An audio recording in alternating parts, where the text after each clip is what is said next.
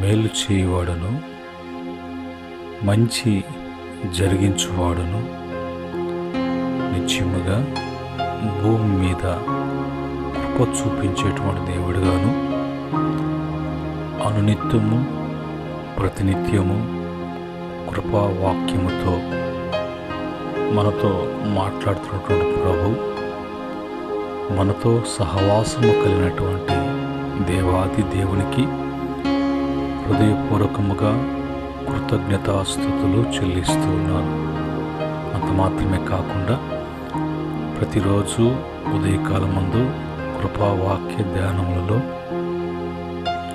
పాలుబంపులు కలిగి ఉంటూ బలపడుతూ అలాగ ప్రభులో ఎదగటానికి ఆసక్తి కలిగినటువంటి బిడ్డలకు ప్రభు పేరట వందనములు, ప్రభు పేరట శుభములు మీకు తెలియచేస్తూ ఉన్నాను. ప్రియమైన దేవుని బిడ్డలారా, ఈ సమయంలో తిరిగి ప్రభు ఈ యొక్క ఉదయకాలపు కృపావాక్య ధ్యానములలో ప్రభు మనకై ఇచ్చినటువంటి కృపావాక్యాన్ని మనం చదువుకుని ప్రార్థనాపూర్వకంగా మనం ధ్యానం చేద్దాం. కీర్తన 31వ కీర్తన 19వ చరణములో నుంచి మనము మరి ఉన్న మాటలను చదువుకుందాం. కీర్తన 31వ కీర్తన 19వ చరణములో, నీ యందు భయభక్తులు గలవారి నిమిత్తము నీవు దాచి ఉంచిన మేలు ఎంత గొప్పది, నరుల ఎదుట నిన్ను ఆశ్రయించు వారి నిమిత్తం నీవు సిద్ధపరిచిన మేలు ఎంతో గొప్పది. ప్రేమగల తండ్రి, జీవము కలిగినటువంటి మా ప్రభు, జీవాధిపతి, ఈ సమయంలో తండ్రి నీ దాసుని మరుగుపరిచి మీరు మాట్లాడండి. ప్రతి బిడ్డ కూడా ఆయన వివరించి మాట్లాడండి. ప్రతి హృదయములో భద్రపరచబడేటువంటి మాటలు బిడ్డలకు ఇవ్వండి. ఈ మాటల ద్వారా నాయన బిడ్డలు అన్నిట్లో కూడా బలపరచబడాలి, స్థిరపరచబడాలి. మీ కార్యములను ప్రభా బిడ్డలు చూచున్నట్లుగా కృపతో జ్ఞాపకం చేసుకోమని యేసుక్రీస్తు నామములో అడిగి వేడుకుంటున్నాము తండ్రి, ఆమేన్. ప్రియమైన దేవుని బిడ్డలారా, ఈ సమయంలో మనము చదువుకున్నటువంటి మాటలలో దేవుడు తన బిడ్డలకు, తన వారికి, తన ప్రజలకు మేలు చేసేటువంటి దేవుడిగా ఉన్నాడు. ఈ మేలు చేసేటువంటి దేవుడు ఎంత గొప్ప మేలు చేస్తున్నాడో, ఎంత గొప్ప మేలులు ఆయన జరిగిస్తున్నాడో అనే విషయాన్ని ఇక్కడ మనం చూస్తూ ఉన్నాం. మొదటిగా ఆయన యందు భయభక్తులు గలవారి నిమిత్తము ఆయన దాచి ఉంచినటువంటి మేలు. మరి ప్రభు నమ్ముకున్నాము, ప్రభులో మేము ఎదుగుతూ ఉన్నాము, మేము ప్రభు చెప్పినట్లుగా జీవిస్తున్నాము.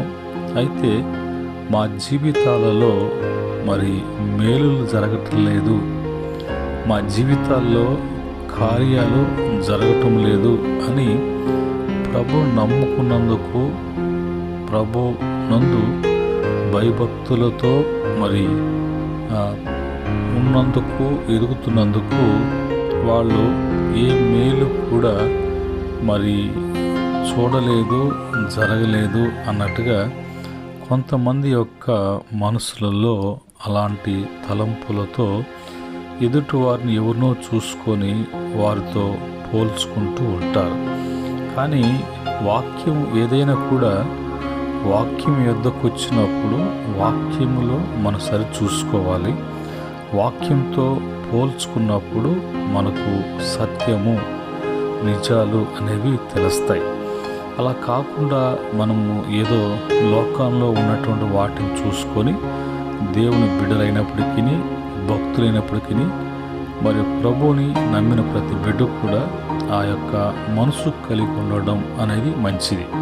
ఇక్కడ ఆయన తన భక్తులకు దాచి ఉంచాను అని అంటున్నాడు. ఆయన దాచి ఉంచిన నీకు ఎట్లా తెలుస్తుంది? ఆయన నీ కొరకు దాచిపెట్టినటువంటివి నువ్వు చూడాలి, అవి నీకు తెలియాలి అంటే నువ్వు కనిపెట్టాలి. ప్రభు కొరకు ఎదురు చూడాలి, నిరీక్షించాలి. ఆ నిరీక్షణ లేనటువంటి జీవితము క్రైస్తవ జీవితం కాదు. కనుక ఇక్కడ మొదటగా తన యందు భయభక్తులు గల వారి నిమిత్తము దాచి ఉన్న మేలు ఎంతో గొప్పది. రెండవదిగా నరుల ఎదుట నిన్ను ఆశ్రయించు వారి నిమిత్తము నీవు స్థిరపరిచిన మేలు ఎంతో గొప్పది. నరుల ఎదుట నిన్ను అంగీకరించుట, నరుల ఎదుట, మనుషుల ఎదుట దేవుడు అని ఒప్పుకొనుట, చాలా వరకు మరి దేవుని అంగీకరించినట్లుగా అది సీక్రెట్గా మెయింటైన్ చేస్తూ ఉంటారు. మీ మనసులో అనుకుంటే చాలు, మనసులో ఆయనే ఉన్నాడు, కొంతకాలము అన్నట్టుగా. ఇప్పుడు ఈ టైపు ఉన్నటువంటి వారిలో వాళ్ళు మరి అలా ముందుకు సాగుతున్నప్పుడు జరగాల్సినటువంటి అన్నీ కూడా మరి జరుగుతూనే ఉంటాయి. పాపలను ఉంటూ ఉంటారు, దేవుళ్ళు ఉంటూ ఉంటారు, వారు లోకంలో ఉంటుంటారు, ఇట మరి మందిలో ఉన్నట్లుగా కనిపిస్తూ ఉంటారు. కానీ పైకి మాత్రము మరి ఎదుటి వారికి మాత్రము నేను ఫలానా అనేది వాళ్ళు తెలియకుండా దాన్ని మరుగు చేసి ఉండాలి అన్నట్టుగా ప్రయత్నిస్తుంటారు. అలాంటి వారికి మేలు అనేది ఎన్నడూ కూడా స్థిరము అనేది వాళ్ళ జీవితంలో మొదటగా ఉండదు. ఎందుకంటే వాళ్ళు లోపల అనుకుంటున్నారు కానీ బయట మాత్రము చూపించుకోవట్లేదు. అలాంటి వారికి స్థిరమైనటువంటి మనస్సు వాళ్ళు కలిగి ఉండలేరు. ఎందుకు అనంటే వాళ్ళు అంతా కూడా మనుషులకు, లోకానికి, మతానికి, కులానికి, జాతికి, ఇంకా వగేరా వాటికి వారి భయపడి వాటిని వాళ్ళు మెయింటైన్ చేస్తూ ఉంటారు.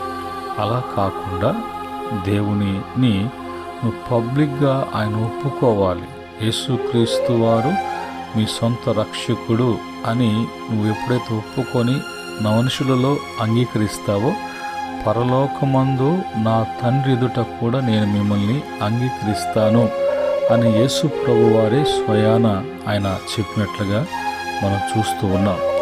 మరి ఈ సమయంలో నరుల ఎదుట, మనుషుల ఎదుట మనం ఎప్పుడు కూడా ఆయన్ని ఒప్పుకున్నట్లుగా, అంగీకరించినట్లుగా, ఆయన ఆశ్రయించినట్లుగా, నా దేవుడు ఎవరో, నేను ఎవరు నమ్ముకొని ఉన్నానో అనేది మనుషులకు నీవు కనిపించే విధముగా, ఒప్పుకునే విధముగా, అంగీకరించిన విధముగా, ఆశ్రయించిన విధంగా ఉన్నప్పుడు వారి విషయములో దేవుడు వాళ్ళ నిమిత్తము స్థిరపరచేటువంటి మేలు, కొట్టుకొని పోయే మేలు 2 రోజుల నుండి తర్వాత యథాప్రకారం ఉండేటువంటి కాదు, కానీ వాళ్ళ యొక్క మేలు స్థిరముగా ఉంటుంది.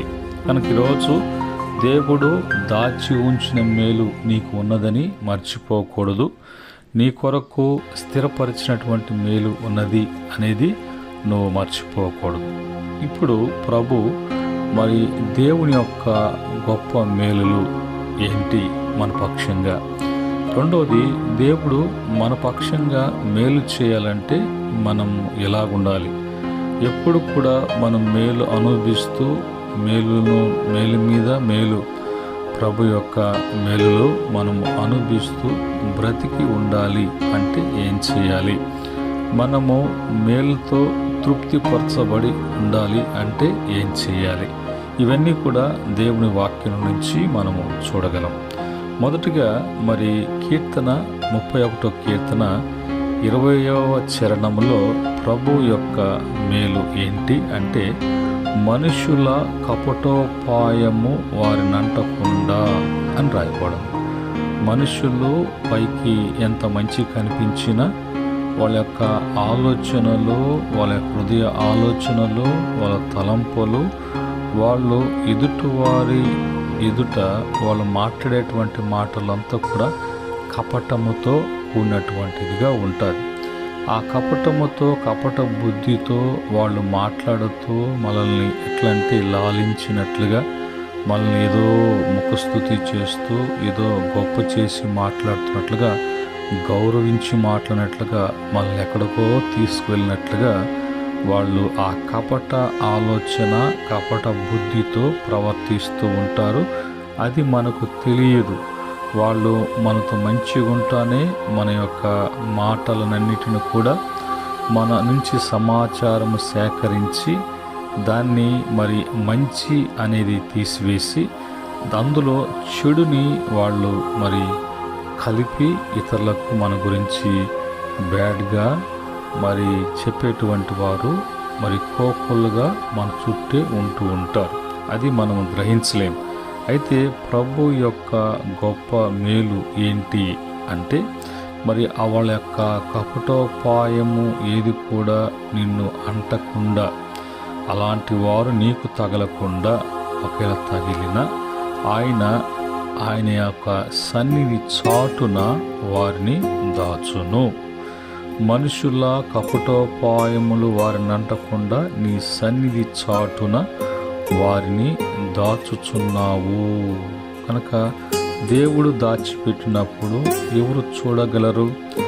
మోషే యొక్క శరీరం కొరకు సాతానుడు వచ్చి మికాయేలుతో మరి యుద్ధము చేయటానికి సిద్ధపడినప్పుడు ఆ సమాచారం ఏది కూడా అపవాది అయినటువంటి సాతానికి అందకుండా తన భక్తుని యొక్క దేహాన్ని ఆయనే మరి మరుగుపరిచినట్లుగా, చాటు చేసినట్లుగా, భద్రపరిచినట్లుగా, దేవుడే అతనికి భూస్థాపన చేసినట్లుగా. కనుక మన విషయంలో కూడా మరి అలాంటి కపట బుద్ధితో, కపటోపాయముతో మనల్ని ఏదో చెయ్యాలి అన్నట్టుగా మనం మంచి చేసినా కూడా ఇలాంటి వారు మనం మంచి కోరుకోరు. వాళ్ళ యొక్క స్వార్థం కొరకు మనలను బలి చేయటానికి చూసేటువంటి వారు ఈ కపటము కలిగినటువంటి వారు. రెండవదిగా వాక్కలకము మానిపి వారిని గుడారములో దాచుచున్నావు. వాక్కు కలహము. మరి వాక్ కలహం అనేది ఇది చాలా డేంజర్ అయినటువంటి అపాయకరమైనటువంటి పరిస్థితి. మనము మాట్లాడుతున్నప్పుడు మన మాటలలో తప్పు పట్టేటువంటి వారు ఉంటారు. మనలో మాటలలో తప్పు మాట్లాడేటట్లు చేసేటువంటి వారు కూడా ఉంటారు. మన నోటి నుంచి ఏది మాట్లాడినా కూడా ఎదుటివాడు కలహానికి, తగులకు, తంటాలకు సిద్ధమయ్యేటువంటి మనుషులు ఉంటారు. మనం ఏమి మాట్లాడామో, మేము ఏం మాట్లాడలేదు అన్నా కూడా కలహానికి, వాక్కు కలహానికి, మనం మాట్లాడే మాటకి కలహానికి, తగులు పెట్టుకోవటానికి, జగడాలు పెట్టుకోవటానికి సిద్ధపడేటువంటి వారు చాలామంది ఉంటారు. మనకు తెలియదు ఆ విషయంలో మరి ఎంతో మనం కుమిలిపోతుంటాము, ఎంతో బాధ కలుగుతుంది. ఏమి చేస్తే, ఏమి మాట్లాడితే, ఏమంటే అన్న దాంట్లో ఎక్కడ తప్పు ఉంది అన్నా కూడా అవకాశం ఇవ్వకుండా కలహానికి సిద్ధపడేటువంటి వారు ఉంటారు.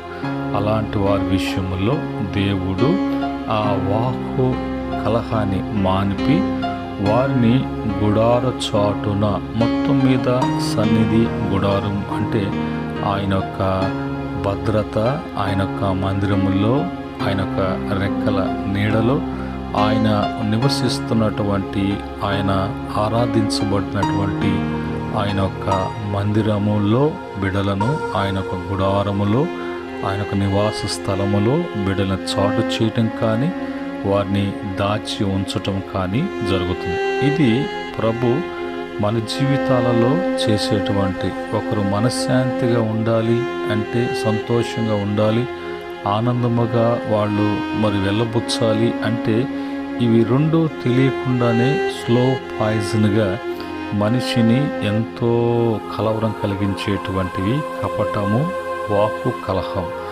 ఇవి మరి మనిషికి తెలియకుండానే ఎంతో ఇబ్బంది పెట్టేటువంటివి. అలాంటి వాటి విషయంలో ప్రభు నీకు మేలు చేస్తున్నాడు. వాటి మరి వాటి వల్ల నీకేమీ కాకుండా వాటిని భద్రపరిచే దేవుడు. రెండవదిగా మనము మేలు పొందుకోవాలి అంటే మేలు చేసేటువంటి దేవుడు ఆయనే. అలాంటి దేవునితో మనము ఎట్లాగుండాలి అనేది యోబు గ్రంథము 22:21లో ఆయనతో సహవాసము చేసిన ఎడల నీకు సమాధానము కలుగును, అలాగున నీకు మేలు కలుగును. అలాగా నీకు మేలు కలగాలి అంటే నీవు ఎప్పుడు కూడా నీవు ఆయనతో సహవాసము చేయనట్లుగా, ఆయనతో సహవాసము కలిగి ఉన్నట్లుగా ఉన్నప్పుడు నీకు ఆ మేలు చూడగలవు.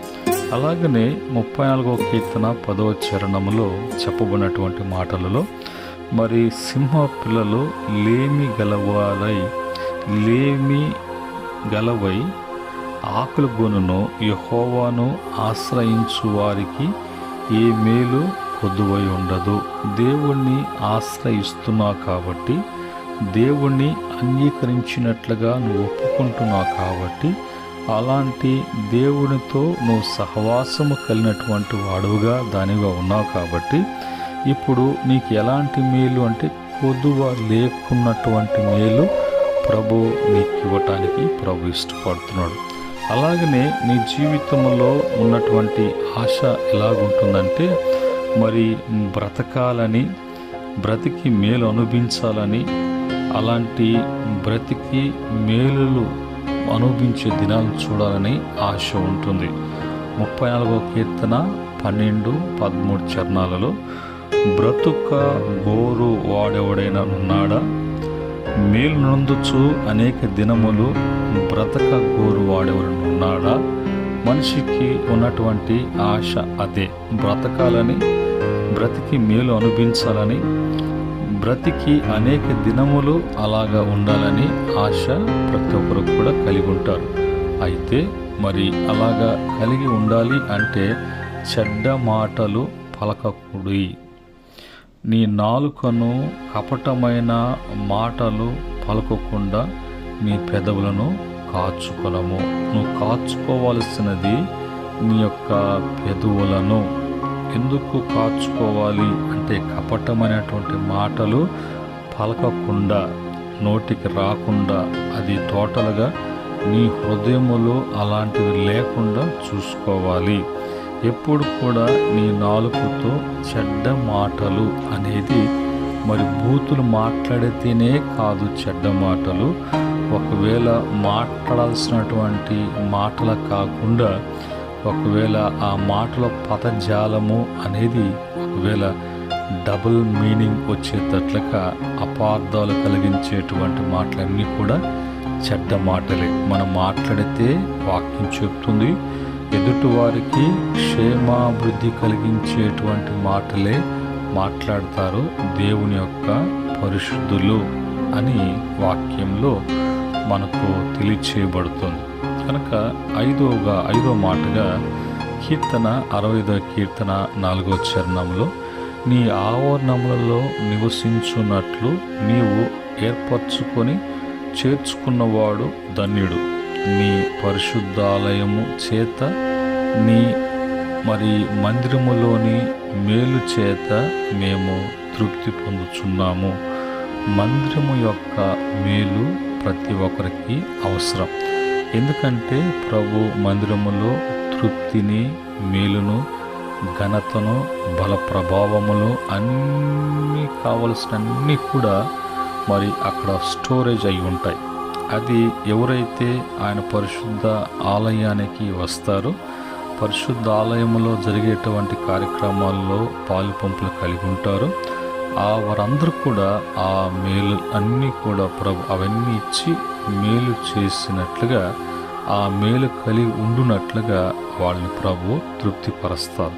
అయితే ఆయన ఆవరణములో నీవు నివసించేటువంటి మనస్సు ఎప్పుడు కూడా ఉరకలేస్తున్నట్లుగా ఉండాలి. అలాంటి ఆశ కలిగినటువంటి వారిని ఆయన యొక్క వాక్యానుసారంగా విని నడుచుకునేటువంటి వారిని ఆయన చేర్చుకునేటువంటి వారుగా ఉన్నారు. ఆయన చేర్చుకొని తన మందిరములో వారిని స్థిరపరిచేటువంటి వారుగా ఉన్నారు. ఆ మందిరములో వారిని చాటు చేసేటువంటి దేవుడిగా, ఆ మందిరములో వారిని భద్రపరిచేటువంటి వారుగా ఉన్నారు.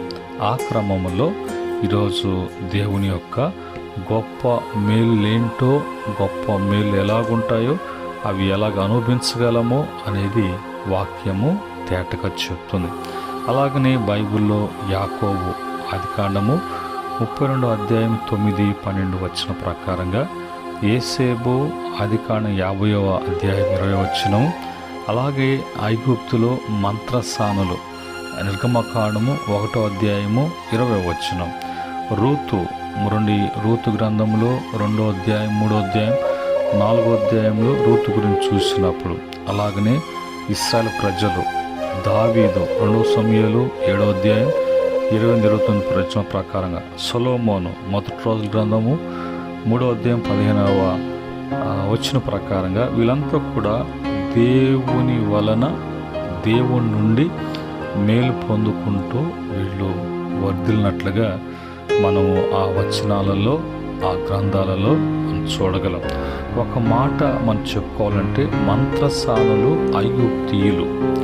ఈ మంత్రసానులు మరి ఈ యొక్క హెబ్రీలైనటువంటి దేవుని ప్రజలు, వారు మగ సంతానము కానీ కంటే పురిట్లోనే చంపేయాలి, ఆడవారినైతే విడిచిపెట్టండి, వాళ్ళు సురుకుగా ఉంటారు, మనకు ఉపయోగపడతారు అన్నట్లుగా వారిని మరి ఆదేశించినప్పుడు వీరు ఫరో మాటకి భయపడలేదు, కానీ దేవుని మాటకు, దేవునికి భయపడి వారు ఆ పని చేయకుండా వారిని తప్పిస్తూ వచ్చిన కారణాన్ని బట్టి దేవుడు వారి సంతానాన్ని ఆస్వాదించి వాళ్ళ యొక్క కుటుంబాలు, ప్రజలు వృద్ధి చెందటానికి, ఆ మంత్రసానులు విస్తరించడానికి ఈరోజు ప్రపంచమంతా మంత్రసానులు అంటే డాక్టర్లుగా మనకు మెడిసిను, తగినటువంటి రోగానికి ట్రీట్మెంట్ ఇచ్చేటువంటి ఆ జాతి, కులము దేవుడు ఆస్వాదించినదే. అదే కానీ లేకపోతే మనిషి ఈరోజు మరి అనేకమైనటువంటి అనారోగ్య పాలై ఆ రోగములతోనే మనిషి క్షీణించిపోయేవాడు. అయితే దేవుడు వారికి మేలు చేసి వాళ్ళ కుటుంబాలను ఆస్వాదించాడు కాబట్టి ఈరోజు ప్రపంచమంతా కూడా మెడికల్ అనేది మరి ప్రాముఖ్యమైనటువంటిదిగా దేవుడు ఆయన హెచ్చించాడు. కనుక ఈ యొక్క ఉదయకాలమందు కృపావాక్యములో ప్రియమైన దేవుని బిడ్డలారా, మనమంతా కూడా దేవుని యొక్క గొప్ప మేళ్ళు అనుభవించడానికి దాచిపెట్టాడు. ఎందుకంటే ఆయన భక్తులు కాబట్టి. దేవుడు తన యొక్క మేలును మన కొరకు స్థిరపరిచాడు. ఎందుకు అంటే ఆయన మన మనుషులలోనూ మనం ఒప్పుకొని ఆయన్ని ఆశ్రయించి ఆయనే దేవుడని మనము కన్ఫామ్ చేసి ప్రజలకు నిరూపించినటువంటి ఆయన బిడ్డలం కాబట్టి ఈరోజు మేళ్ళు ఈ విధంగా ఆయన దాచి ఉంచాడు, స్థిరపరిచి ఉంచాడు. అవన్నీ కూడా అనుభవించాలంటే 5 మాటలు చెప్పుకున్నాం. ఆ క్రమంలో ఉండటానికి మనము నిర్ణయం తీసుకుందాం, తీర్మానం చేసుకుందాం. ఆ విధంగా ఉండటానికి పరిశుద్ధాత్మ యొక్క సహవాసము మీకందరికి కూడా అనుగ్రహించబడునుగాక. ఆమేన్. కృపగల తండ్రి, దయగలిగినటువంటి ప్రభు, నీ మాటలను బట్టి స్తుతిస్తున్నాం. కృపావాక్యము ఎంతమంది బిడ్డలు విని వారి జీవితాల్లో మార్పు కోరుకుంటున్నారో, ఎంతమంది మధ్యకు ఈ వాక్యాన్ని మీరు తీసుకువెళ్తున్నారో వాళ్ళందరూ కూడా అలాంటి మేలు అనుభవించేటువంటి కృపను దయచేయమని, తిరిగి ఈ దినవంత కార్యక్రమాలన్నింటిలో కూడా మీరు తోడుగా ఉండండి. మరొక కృపా వాక్యంలోకి బిడ్డలు నడిపించమని యేసుక్రీస్తు నామములో అడిగి వేడుకుంటున్నాం తండ్రి. ఆమేన్. పరమ తండ్రి దేవుని ప్రేమ, రక్షకుడైనటువంటి యేసుక్రీస్తు కృప, పరిశుద్ధాత్మ యొక్క సహవాసం వింటున్న బిడ్డలు, అనుసరిస్తున్న బిడ్డలు, వెంబడిస్తున్న బిడ్డలు, సకల పరిశుద్ధులు ఆయన దాసులకు సదా తోడే నడిపించునుగాక. ఆమేన్.